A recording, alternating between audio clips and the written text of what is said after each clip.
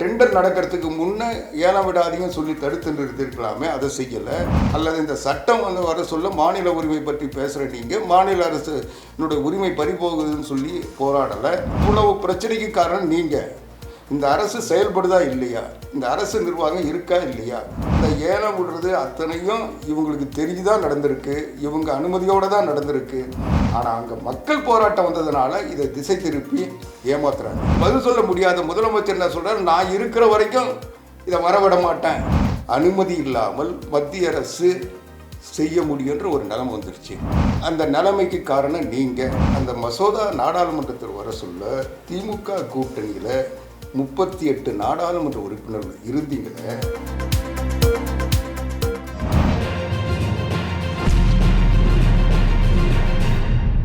Tension விவகாரத்தில் இதுக்கு முழுக்க பார்த்தீங்கன்னா நாடாளுமன்றத்தில் தம்பிதுரை செய்தது தான் அதற்கான விஷயம் ஆவணமாக இருக்குது அப்படின்னு சொல்லிட்டு முதலமைச்சர் சொல்லியிருக்காரு. அதை பற்றி என்ன சொல்ல வரீங்க? இல்லை, இது முதலமைச்சர் எவ்வளவு பொறுப்பற்ற ஒரு மனிதராக இருக்கிறார்னு தான் பிரச்சனை.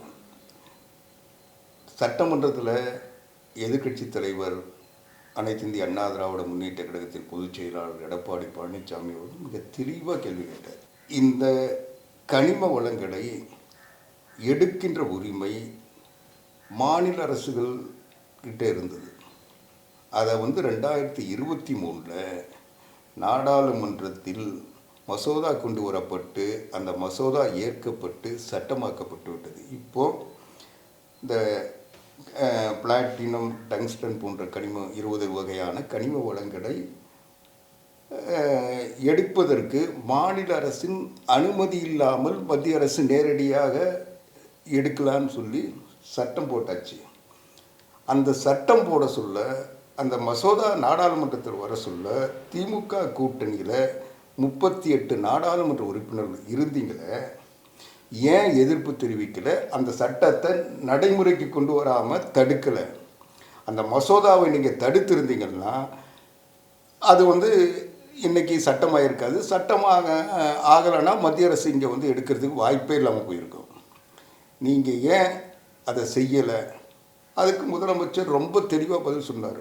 நாங்கள் சொன்னோம், அவங்க கேட்கலை, அவங்க மெஜாரிட்டி வச்சுட்டு செஞ்சிட்டாங்க, நாங்கள் என்ன செய்ய முடியும்? இதுதான் அவருடைய பதில். சட்டமன்ற பதிவேடுகளில் நேற்றைக்கு நீங்கள் பார்த்துருப்பீங்க.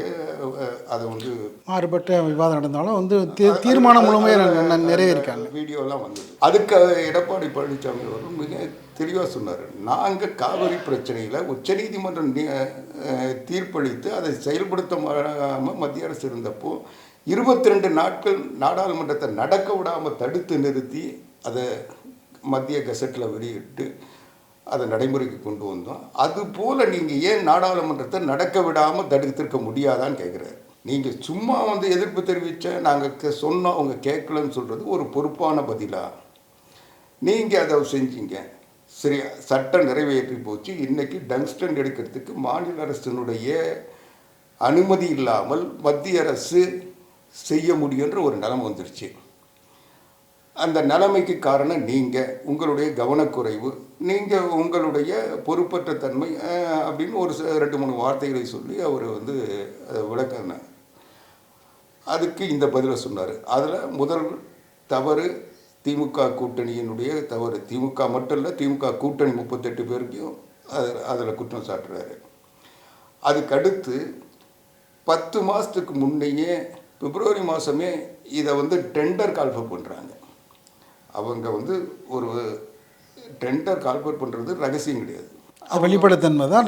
வெளிப்படைத்தன்மையோட ஒரு குளோபல் டெண்டர். அந்த நேரத்தில் இது நம்மளை பாதிக்கும், தமிழ்நாட்டில் இப்படி வரக்கூடாதுன்னு சொல்லி நீங்கள் அதை விடாதீங்கன்னு சொல்லி தடுத்துருக்கலாம். அதை செய்யலை. அதுக்கு பிறகு அந்த டெண்டர் நடைமுறை டெண்டர் நடத்த அனுமதிக்கிறீங்க. டெண்டர் நடக்குது. டெண்டரில் ஒரு நிறுவனம் ஏலம் எடுத்துருது. அந்த ஏலம் எடுத்து 10 மாதம் ஆச்சு. அவங்க அதை எக்ஸிக்யூட் பண்ணாமல் இருக்காங்க. அவங்களுக்கு ரைட் ராயலாக அவங்களுக்கு அங்கேருந்து கனிம வளங்களை எடுப்பதுக்கு அனுமதி மத்திய அரசு ஆர்டர் கொடுத்துருச்சு. அவங்க ஒப்பந்தப்படி அவங்க டெண்டர் கலந்துக்கிட்டு அதில் அந்த டங்ஸ்டன் எடுக்கிறதுக்கு அங்கேருந்து உத்தரவு. அதுக்கு பிறகு அங்கே இருக்கிற மக்களுக்கு இது தெரியுது. அங்கே இன்னும் அந்த மேலூர் சட்டமன்ற தொகுதியினுடைய சட்டமன்ற உறுப்பினர் அதிமுகவை சேர்ந்த பெரிய புள்ளான், அவர் அங்கே இருக்கிற மக்கள் எல்லாம் ஆலோசனை பண்ணி அங்கே இருக்கிற மக்கள் திரண்டெழுந்து ஒரு பெரிய ஆர்ப்பாட்டம் நடத்துகிறாங்க. அப்போது மத்திய மாநில அமைச்சராக இருக்கின்ற மூர்த்தி அங்கே போகிறார், அந்த மாவட்டத்தை சார்ந்து. அவர் போய் என்ன சொல்கிறாரு, நீங்கள்லாம் போராட்டத்தை கைவிடுங்க, நானும் பெரிய புல்லான் அப்போவும் அவர் சொல்லலை, இவர் சொல்கிறாரு, நாங்கள் எதிர்க்கட்சி தலைவர் சட்டமன்ற கூட சொல்ல நாங்கள்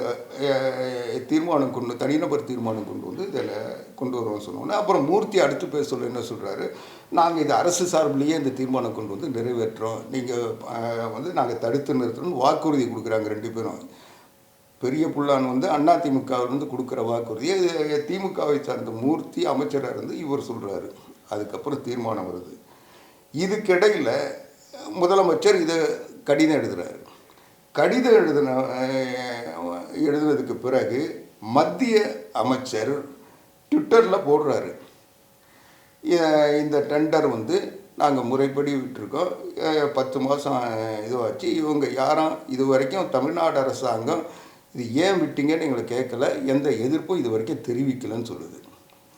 இப்போது 10 மாதம் ஆகிட்ட பிறகு மக்கள் போராடினதுக்கு பிறகு நீங்கள் கடிதம் எழுதுறீங்களே, அது ஏன் அந்த டெண்டர் நடக்கிறதுக்கு முன்னே ஏலம் விடாதீங்கன்னு சொல்லி தடுத்து நிறுத்திருக்கலாமே, அதை செய்யலை. அல்லது இந்த சட்டம் வர சொல்ல மாநில உரிமை பற்றி பேசுகிற நீங்கள் மாநில அரசுனுடைய உரிமை பறிபோகுதுன்னு சொல்லி போராடலை. இப்போ இதை யாரை ஏமாத்துறதுக்காக இதை செய்கிறீங்கன்னு கேட்குறாரு. இவங்க உடனே இந்த தீர்மானத்தை ஆதரிக்கலாம், எதிர்க்கணும். நாங்கள் தமிழ்நாட்டுக்கு பாதிப்பு எதுவாக இருந்தாலும் எப்பவுமே எதிர்ப்போம், அதனால் இந்த தீர்மானத்தை நாங்கள் ஏற்றுக்கிறோம், இதை ஆதரிக்கிறோம். ஆனால் நீங்கள் இவ்வளவு பிரச்சனைக்கு காரணம் நீங்கள், இந்த அரசு செயல்படுதா இல்லையா, இந்த அரசு நிர்வாகம் இருக்கா இல்லையா, இந்த இது போன்ற ஒரு முக்கியமான விஷயத்தை கூட நீங்கள் இவ்வளோ கவனக்குறைவாக இருந்தீங்கன்னா எப்படி தமிழ்நாட்டினுடைய உரிமைகளை காப்பாற்றுவீங்கன்னு கேட்குறாரு. அதுக்கு ஒரு சரியான பதில் சொல்லாமல் என்ன சொல்கிறாரு, தம்பிதுரை தான் ஏலம் விட சொல்லி பேசினார். தம்பிதுரை எதுக்கு ஏலம் விட சொன்னார்னா, நிலக்கரி ஊழல்ன்ட்டு எல்லா மாநிலங்கள்லேயும் திமுக காங்கிரஸ் கூட்டணி அரசு இருந்த காலகட்டங்களில் இந்த மாதிரி கனிம வளங்களை எல்லாம் ஏலம் விடாமல் தனிநபர்களுக்கு நாமினேஷன் பண்ணிகிட்டு இருந்தாங்க. இது மிகப்பெரிய 2G ஸ்கேன் மாதிரி இது பெரிய ஊழல் நடக்குது. அந்த ஊழல்கள்லாம் இருந்ததுனால இதை ஏன் நீங்கள் விருப்பப்பட்ட ஆளுக்கு கொடுக்குறீங்க, இதை முறையாக ஒரு ஏலம் விட்டு நடத்துங்கன்னு சொல்லி நான் பேசினேன். அது அந்த காலகட்டம் 2011 நான் பேசியிருக்கேன். ஒரு ஆதாரங்களோட நாடாளுமன்றத்தில் டெல்லியில் உடனே அதை காட்டுறாரு. இதிலிருந்து என்ன தெரியுதுன்னா, இந்த நிறுவனங்கள் இந்த ஏலம் விடுறது அத்தனையும் இவங்களுக்கு தெரிஞ்சுதான் நடந்திருக்கு, இவங்க அனுமதியோடு தான் நடந்திருக்கு. ஆனால் அங்கே மக்கள் போராட்டம் வந்ததுனால இதை திசை திருப்பி ஏமாத்துறாங்க. இதில் இன்னொரு பெரிய பிரச்சனைன்னா, இதை மத்திய அரசு முடிவு பண்ணுறது மாநில அரசு முடிவு பண்ணுறது மட்டும் இல்லை. இப்போது அந்த ஏலம் எடுத்த நிறுவனம் டெண்டர் ஒப்பந்தம் புள்ளி அவங்க ஏற்கப்பட்டு அவங்க ஒர்க் ஆர்டர் வாங்கி 10 மாதம் ஆச்சு. அவன் நாளைக்கு கோர்ட்டுக்கு போனான்னா மத்திய அரசு என்ன சொல்லும், அவனுக்கு ரைட்டராகலாம். இப்போ அந்த இடம் இப்போ மத்திய அரசுக்கிட்ட இருந்து இப்போ அந்த நிறுவனங்கிட்ட போயிடுச்சு. அந்த நிறுவனம் நாளைக்கு அவ்வளோ சீக்கிரத்தில் விட்டுட்டு போவானா? அதற்கு வேதாந்த குழுமம் உள்ளே போந்து அவங்க சட்டத்திலேயே வளர்ந்தவங்க. அதுதான் இப்போ பிரச்சனை. ஆனால் இவர் இதுக்கு பதில் சொல்ல முடியாத முதலமைச்சர் என்ன சொல்கிறார், நான் இருக்கிற வரைக்கும் இதை வரவிட மாட்டேன், அப்போ அதுக்கு பிறகு வரட்டும்னு பார்க்குறாரா? அதில் உறுதியாக சொல்லியிருக்காரு, நான் இருக்கிற வரைக்கும் வர மாட்டேன். வேற பதில் சொல்ல முடியாமல் சொல்லியிருக்காரு. இது உறுதி கிடையாதுங்க. நீ செய்ய வேண்டியதை எதையுமே செய்யாமல் உனக்கு அதிகாரமே இல்லாத ஒன்றை அதை நீயே உருவாக்கிட்ட. நம்முடைய அதிகாரத்தில் இருந்த ஒன்றை மத்திய அரசுக்கிட்ட கொடுத்துட்டு மத்திய அரசு அங்கே அதை செய்ய சொல்ல நீ வேடிக்கை பார்த்துட்டு அதை ஒரு தனியார்கிட்ட போய் அதை கிடைச்ச பிறகு இப்போ நீ மத்திய அரசை மாற்றினா மத்திய அரசு கொடுத்து ஆர்டர் கேன்சல் பண்ணுமா? அவன் நீதிமன்றம் போக மாட்டானா? நிச்சயமா. அப்போ எப்படி இது ஒரு முடிவுக்கு வரும்? இவர் நான் இருக்கிற வரைக்கும் என்ன அப்போ என்ன, அந்த நிறுவனம் இவங்க சார்புள்ள நிறுவனம், இவங்களுக்கு வேண்டப்பட்ட நிறுவனம். இவங்க என்னன்னா, நாங்கள் கொஞ்ச நாள் இருக்கோம், எலெக்ஷன் நேரத்தில் வந்து கேர்டேக்கர் கவர்மெண்ட் வந்துடும், அந்த நேரத்தில் நீ போய் உள்ள நுழைஞ்சினா யாரும் நாங்கள் வரமாட்டோம், நாங்கள் எலெக்ஷன் வேலையில் இருப்போம்னு சொல்ல போகிறாங்களா? இதுதானே மக்கள்கிட்ட சந்தேகமாக இருக்குது. இவங்க அதிகாரத்தில் அவர் முதலமைச்சர் சொல்கிறது என்ன, நான் முதலமைச்சராக இருக்கின்ற வரை விட மாட்டேன்னா, அப்போ முதலமைச்சராக இவர் வந்து அதாவது அதை தடுத்து நிறுத்துவோம்னு சொன்னால் அது வந்து இவங்களுடைய நிலைப்பாடாக நம்ம எடுத்துக்கலாம். ஆனால் அவர் சொல்லவே இல்லை. நான் என்ன கேட்குறேன், நீ சட்டப்படி தடுப்பதற்குரிய வாய்ப்புகள் அத்தனையும் விட்டாச்சு, இப்போ தர்மப்படி நடந்தால் தான் உண்டு. நீ வந்து வசனம் பேசுகிறது சட்டமன்றத்தில் பேசணும்ல, சட்டமன்றத்தில் வந்து பாதி வரைக்கும் எதிர்கட்சி தலைவர் எடப்பாடி பழனிசாமி அவர்கள் பேசுகிறத காட்டினீங்க, அதுக்கப்புறம் அதை கட் பண்ணிட்டீங்க.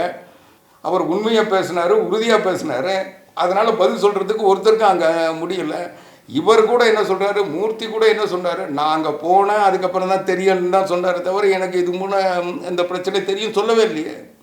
முதலமைச்சரும் ஏன் 10 மாதம் சும்மா இருந்தீங்கன்னா பதில் சொல்லலையே.